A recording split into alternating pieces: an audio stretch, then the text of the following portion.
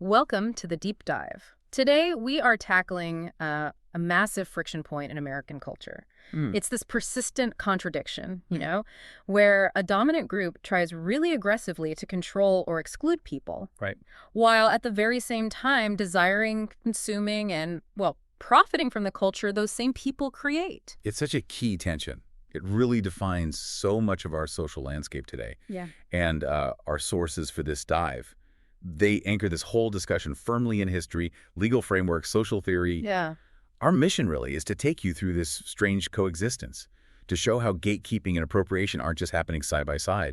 They often actually rely on each other. They feed each other. And that's what struck me in the reading. This isn't new, not at all. It's Yeah. what the analysts call a long arc, stretching back like centuries, defined by that consistent double move. Control the people, extract the culture. So to really get the present, we have to unpack this history. Starting way back in the We 1800s. actually have to go back. If you look at the very beginnings of U.S. popular culture, the machine that, eventually became this massive profit engine, Yeah, billions. it built huge markets based on performing and caricaturing Blackness, but, and this is the core of it, at the exact same moment, Right. the economic system, the legal system, they were busy denying Black people equal rights, property, access to those very profits. And the foundation, the sort of most visceral manifestation of this, Yeah. blackface minstrelsy. Yeah. You had white performers caricaturing black music, speech, dance, monetizing that culture entirely for white audiences, white venues, white performers. Extraction, pure and simple. Pure extraction. But it also served a really deep structural purpose. Yeah. It helped formalize, codify these vicious stereotypes, think Jim Crow. Right, into the popular imagination. Exactly. Which then reinforced the actual legal segregation that followed. It wasn't just entertainment. It was building the structure of inequality. Okay, and here's where it gets really interesting for me. That dynamic. It didn't just stop when minstrel shows faded. Not at all. That double move, it just keeps recurring again and again. Think about, early jazz or rock and roll. Absolutely. Foundational creators were black innovators. But the distribution networks, the radio play, the audiences, All segregated. completely segregated. And we saw these artists consistently underpaid, undersold, while white acts often became the sort of necessary gateway to mainstream success. The hound dog example is just perfect for this, isn't It it? really is. Written for Willie Mae Big Mama Thornton, an absolute pioneer.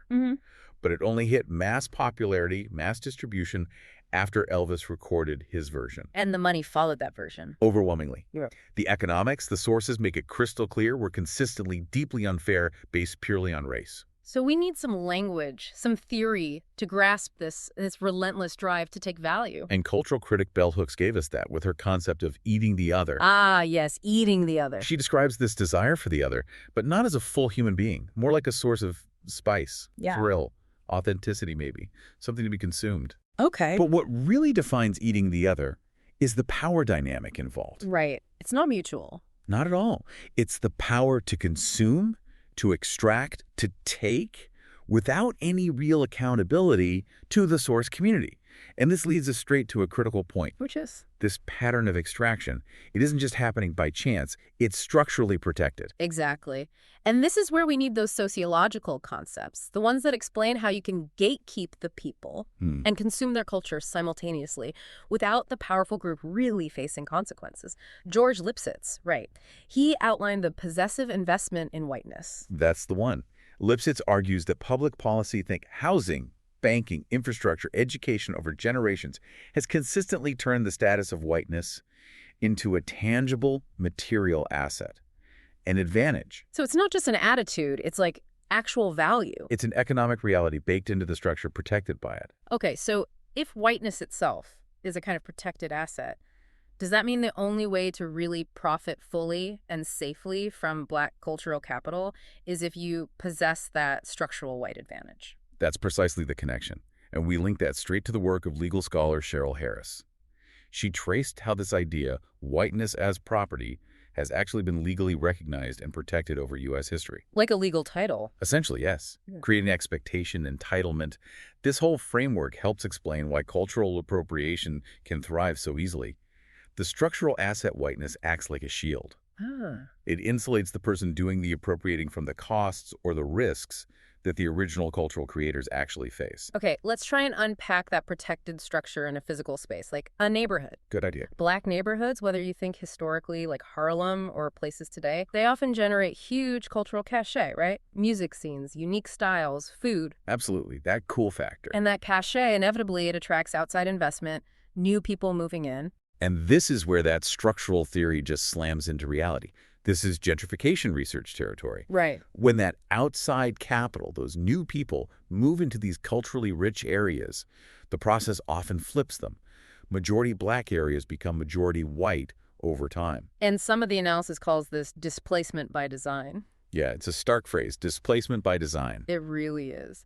But the numbers seem to back it up. We saw that national analysis estimating hundreds of thousands of black residents pushed out of gentrifying neighborhoods since 1980. Yeah, across major cities, D.C., New York, Philly, Atlanta, the Bay Area. It's widespread. And the sources really highlight how policy, like deliberate policy, makes this happen. Oh, absolutely. Take D.C., for example. Mid-century urban renewal. Yeah. Often that was just a euphemism. You know it. For demolishing vibrant black housing areas specifically to repopulate them with white residents.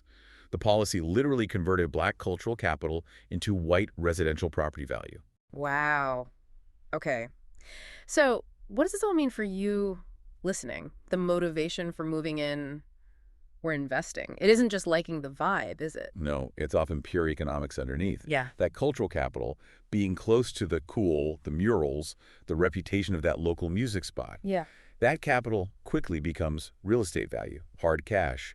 Proximity to black culture gets monetized. But the original community. They face rising costs, rising rents, formal exclusion through things like zoning changes, maybe increased policing pressure. So the asset, the culture gets consumed. But the cost displacement policing is pushed onto the source community, externalized. Okay, let's shift focus slightly. Let's look at institutional settings where this paradox really plays out. HBCUs, historically black colleges and universities. Right. Founded, we have to remember, because black students were flat out barred from historically white institutions. A response to exclusion. Exactly. But here's the key legal point. Yeah. HBCUs themselves have never been legally closed to non-black students. They practice inclusion. And the data there was pretty striking. Non-black enrollment, it's grown quite a bit. Significantly. By 2022, it was nearly a quarter to 24% of all HBCU students. That's up from about 15% back in the mid-70s. Why the increase? What's drawing students? Well, the sources point to a few things. Genuine affordability is a big one. Okay. Also, their mission-driven teaching style, often very successful athletics programs, location. And critically, HBCUs tend to have comparatively diverse faculties, especially when you measure them against historically white institutions. So they're creating this environment of excellence, of community. Exactly. And that environment is proving broadly appealing across racial lines. Which presents this fascinating, maybe deeply challenging paradox for you to think about. These places, built specifically because of exclusion, now practice inclusion, and they're attractive precisely because they produce this excellence in community that others want to be near. Yeah. Yet, despite this growing appeal, this undeniable value they create, their resources, often still precarious, consistently underfunded compared to their historically white counterparts. It really speaks to that broader system we're tracing, doesn't it? The value is recognized, even extracted or sought after. All right. But the foundational institutions that create it remain structurally, financially constrained. Okay, let's move now from institutions to the personal, to the body itself, aesthetics, starting with hair.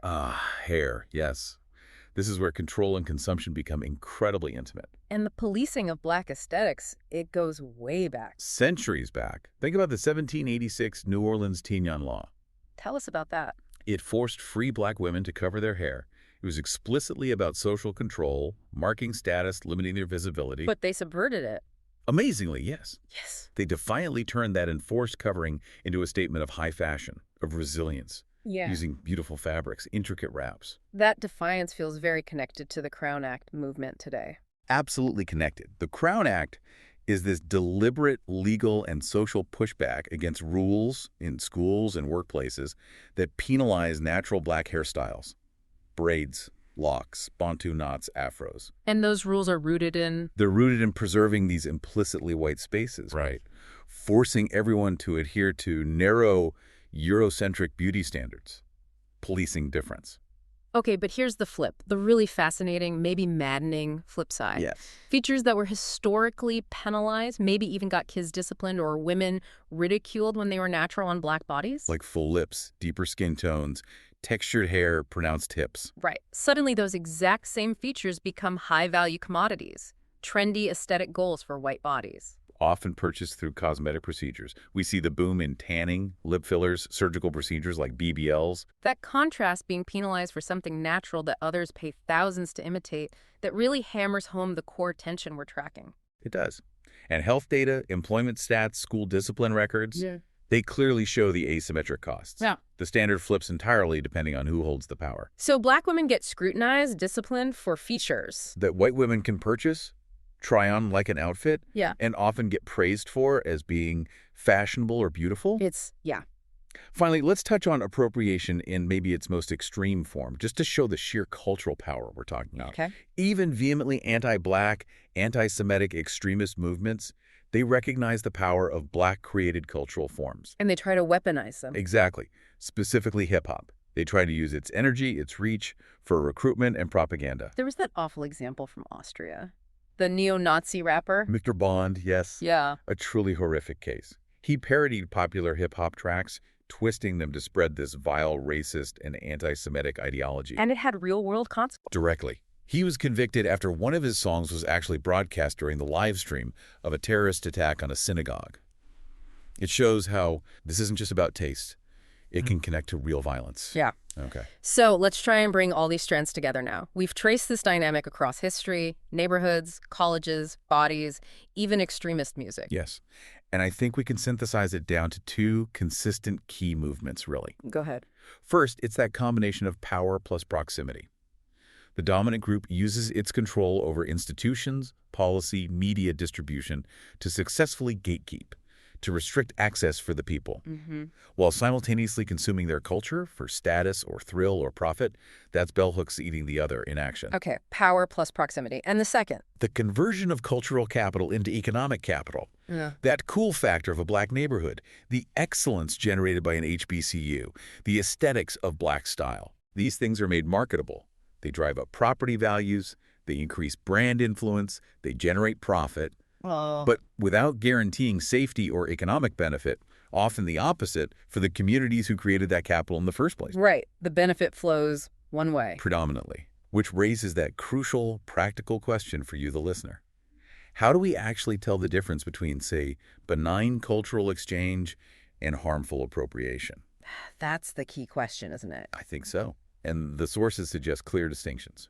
Cultural exchange. It's mutual, it's consentful, it gives credit, it's materially fair, it tries to be. It flows in multiple directions. That appropriation. Appropriation, conversely, is taking cultural elements without real acknowledgement or permission, often stripping them from their original context. And crucially, doing it across these entrenched power lines. Where the power is unequal. Deeply unequal. So the prestige or the profit flows overwhelmingly in just one direction. That power dynamic. That's the absolute defining element of appropriation. So our final thought really returns to that core historical contradiction we started with. You had institutions, laws constantly being used to restrain and police Black self-presentation. Think the Tignon laws. Think modern haircuts in schools. Policing the body. Exactly. While mainstream culture was simultaneously marketing these edited, often sanitized, consumable versions of those exact same aesthetics for profit and white consumption. And if we connect that to the bigger picture today, Yeah. we see how this myth of like universal access or universal beauty standards completely masks profoundly unequal risks. How so? Well, the same features, full lips, hips, textured hair, tan skin that become multi-million-dollar trends in celebrity culture on runways. Yeah. Those very same features can bring bias, can bring school discipline, can bring structural danger when they are natural and inherent to Black bodies. The risk is not shared equally. And so for your final provocative thought, something to really chew on, consider how that concept we discussed, whiteness as property, That protected structural asset. how it continues, maybe subtly, maybe overtly, to shape everything from marketing trends to real estate headlines to university funding, how it continues to define both who gets to benefit from cultural capital And who is unfairly forced to pay the asymmetric, often hidden costs of its creation. Yeah.